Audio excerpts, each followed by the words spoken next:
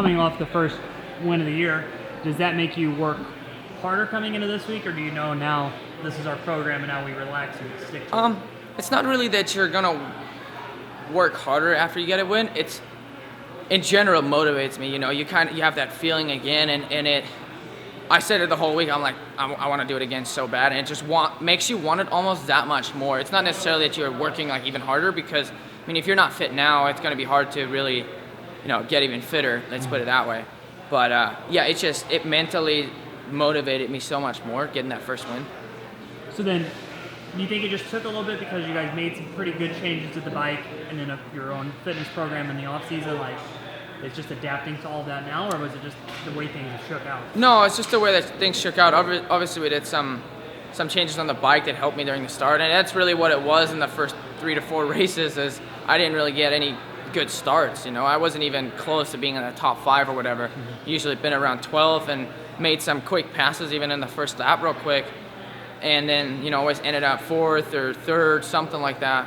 And now we finally grabbed a good start and made it happen really early, and then I just kind of put my head down and rode pretty solid. It's not like I was flying super gnarly better than anybody else, I don't think.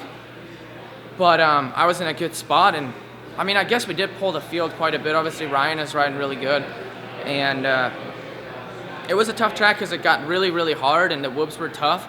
So it was a long 20-minute or 20-lap moto.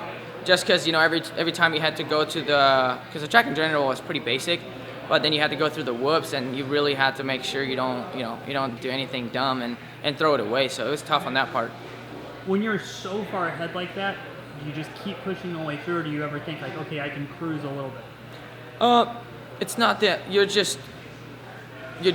would say you're doing a really good speed, and you want to try to keep it there, because I didn't really have it. I mean, I wasn't that far ahead, so I didn't really have time to totally slack, and I just try to focus as much as I can and ride as clean as I can and not make any mistakes. That was the bottom line, because obviously Eli and Ryan, they were behind me for about, you know, between 5 and 7 seconds, so it's not like I had a huge gap.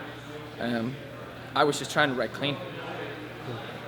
You've been in California for quite a while. You guys go back to Florida after Dallas, or a little bit later? Yeah, after Dallas for sure. I can't wait to be back, because, you know, the weather's getting warmer here and the tracks are getting baked, so it's, you know, this week already it's just pushing it, because, you know, obviously the track's are already hammered, and that tends to not having too good of days.